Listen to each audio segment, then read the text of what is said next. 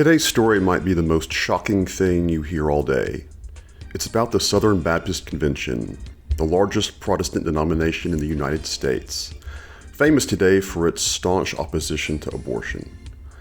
But rewind the clock to the 1970s, and the SBC's stance was very different. Believe it or not, the Southern Baptist Convention once supported abortion rights. To understand this twist, we need to set the stage. The early 1970s were years of change. Feminism's second wave was cresting. The sexual revolution was reshaping social norms. And most importantly, state legislatures and courts were beginning to tackle abortion laws.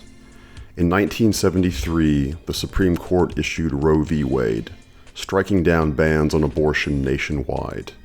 That decision would eventually galvanize the pro-life movement. But at the time, many Protestants, even conservative ones, weren't sure how to respond. Here's where it gets interesting. Between 1971 and 1976, the Southern Baptist Convention passed multiple resolutions on abortion that might be seen as progressive by today's standards. In 1971, 2 years before Roe, the SBC called for abortion law reform. They supported abortion in cases of assault, fetal deformity, or when the mother's health was at risk. And after Roe v. Wade, the convention reaffirmed a similar stance, accepting abortion in certain circumstances and acknowledging the need for women to have access. In fact, in 1974, just 1 year after Roe, SBC President W.A. Criswell, a leading conservative pastor, actually welcomed the decision. He said he believed it, quote, correctly protected the right of a mother to make her own decision. Criswell told reporters that he believed the decision was correct because, quote, I have always felt that it was only after a child was born and had a life separate from its mother that it became an individual person. And it has always, therefore, seemed to me that what is best for the mother and for the future should be allowed. That's a far cry from the Southern Baptist Convention we know today.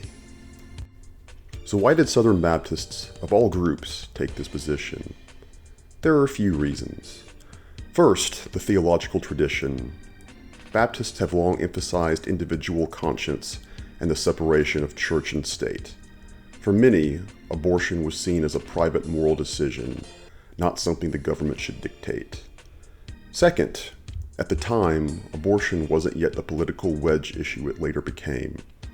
Evangelical Christians weren't mobilized around abortion in the early 1970s.